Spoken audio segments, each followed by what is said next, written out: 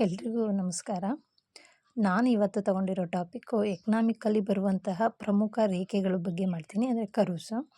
ಇದು ಪ್ರತಿ ಎಕ್ಸಾಮ್ಸಲ್ಲಿ ಕೇಳುವಂಥದ್ದು. Group C ಆಗಿರ್ಬೋದು, PSI ಆಗಿರ್ಬೋದು, PC ಆಗಿರ್ಬೋದು, ಈ ಥರ ಯಾವುದೇ ಕಾಂಪಿಟೇಟಿವ್ ಎಕ್ಸಾಮ್ಸಲ್ಲೂ ಕೂಡ ಒಂದು ಕ್ವಷನ್ ಇದ್ದೇ ಇರುತ್ತೆ. ಹಾಗಾಗಿ ನಾನಿವತ್ತು ಈ ಟಾಪಿಕ್ನ ತಗೊಂಡಿದ್ದೀನಿ.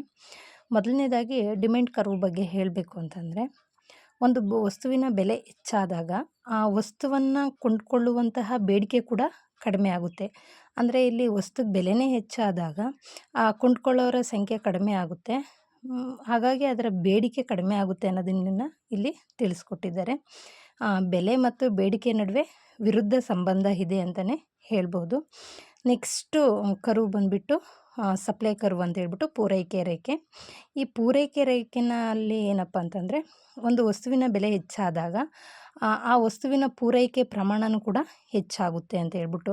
ಇವಾಗ ರೈತರನ್ನೇ ತಗೊಂಡ್ರೆ, ಯಾವುದೋ ಒಂದು ಬೆಳೆನ ಬೆಳೆದಿರ್ತಾರೆ, ಅದಕ್ಕೆ ಬೆಲೆ ಹೆಚ್ಚಾಯಿತು ಅಂತಂದಾಗ ನೆಕ್ಸ್ಟ್ ಇಯರು ಕೂಡ ಅದನ್ನು ಬೆಳೆಯೋದಕ್ಕೆ ಮುಂದಾಗ್ತಾರೆ. ಹಿಂಗೆ ಒಂದು ವಸ್ತುವಿನ ಬೆಲೆ ಹೆಚ್ಚಾದಾಗ ಅದನ್ನು ಪೂರೈಕೆ ಮಾಡುವವರ ಪ್ರಮಾಣವೂ ಕೂಡ ಹೆಚ್ಚಾಗುತ್ತೆ ಅಂತ ಹೇಳ್ಬಿಟ್ಟು ಹೇಳ್ಬೋದು. ನೆಕ್ಸ್ಟು ಬಂದುಬಿಟ್ಟು ಏಂಜಲ್ ಕರ್ವ್ ಅಂತ ಹೇಳ್ಬಿಟ್ಟು, ಇಲ್ಲಿ ಆದಾಯ ಮತ್ತು ಅನುಭೋಗದ ನಡುವಿನ ಸಂಬಂಧದ ಬಗ್ಗೆ ತಿಳಿಸುತ್ತೆ. ಅಂದರೆ ಇನ್ಕಮ್ಮು ಹೆಚ್ಚಾದಾಗ ಒಂದು ಅನುಭೋಗನೂ ಕೂಡ ಹೆಚ್ಚಾಗುತ್ತೆ ಅಂತ ಹೇಳ್ಬಿಟ್ಟು. ನೆಕ್ಸ್ಟು ಬಂದುಬಿಟ್ಟು ಲೇಫರ್ ಕರ್ವ್ ಅಂತ ಹೇಳ್ಬಿಟ್ಟು, ಇದು ತೆರಿಗೆ ದರ ಮತ್ತು ತೆರಿಗೆ ವರಮಾನಕ್ಕೆ ನೇರ ಸಂಬಂಧವನ್ನು ಹೊಂದಿದೆ ಅಂತ ಹೇಳ್ತಾರೆ. ಅಂದರೆ ಇವಾಗ ಟ್ಯಾಕ್ಸ್ನ ಹಾಕಿದಾಗ ಪಬ್ಲಿಕ್ಕಿಂದ ಡೈರೆಕ್ಟಾಗಿ ಗೌರ್ನಮೆಂಟಿಗೆ ಹೋಗುವಂಥದ್ದು, ಇದು ತುಂಬ ಇಂಪಾರ್ಟೆಂಟ್ ಆಗಿರುತ್ತೆ. ಮತ್ತು ಇವಾಗ ಗೌರ್ನಮೆಂಟಿಗೆ ಗರಿಷ್ಠ ಪ್ರಮಾಣದಲ್ಲಿ ಒಂದು ತೆರಿಗೆಯನ್ನು ಕೊಡಿಸುವಂತಹ ರೇಖೆ ಯಾವುದಪ್ಪ ಅಂದರೆ ಆದರ್ಶ ರೇಖೆ ಅಂತ ಕರಿತೀವಿ.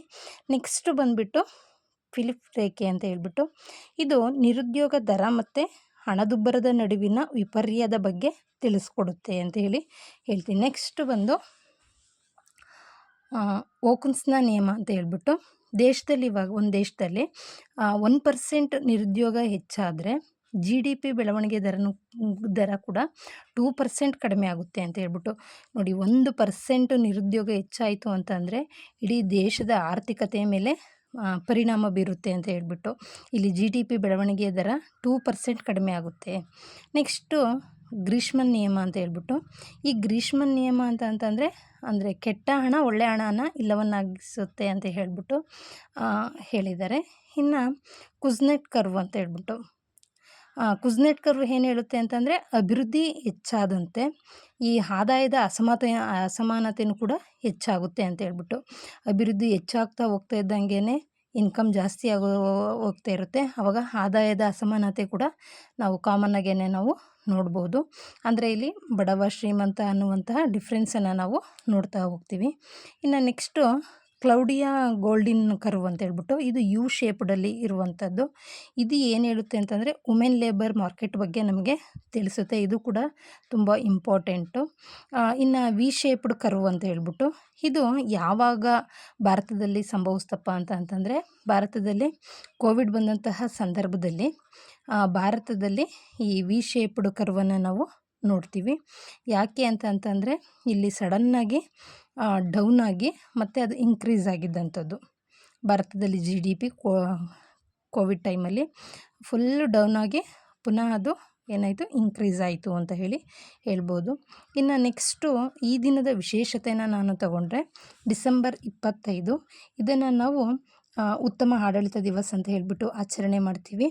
ಈ ದಿನದಲ್ಲಿ ಅಟಲ್ ಬಿಹಾರಿ ವಾಜಪೇಯಿ ಅವರ ಜನ್ಮದಿನ ಕೂಡ ಇದು.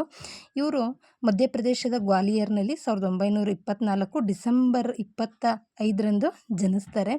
ಮತ್ತು ಇವರು ನಮ್ಮ ದೇಶದ ಪ್ರಧಾನಿಯಾಗಿಯೂ ಕೂಡ ಕಾರ್ಯನಿರ್ವಹಿಸಿದಂಥದ್ದು. ಹಾಗಾಗಿ 2011ರಿಂದ ಇವರ ಹುಟ್ಟುಹಬ್ಬವನ್ನು ಗುಡ್ ಗವರ್ನರ್ಸ್ ಡೇ ಅಂತ ಹೇಳ್ಬಿಟ್ಟು ನಾವು ಕರೀತೀವಿ.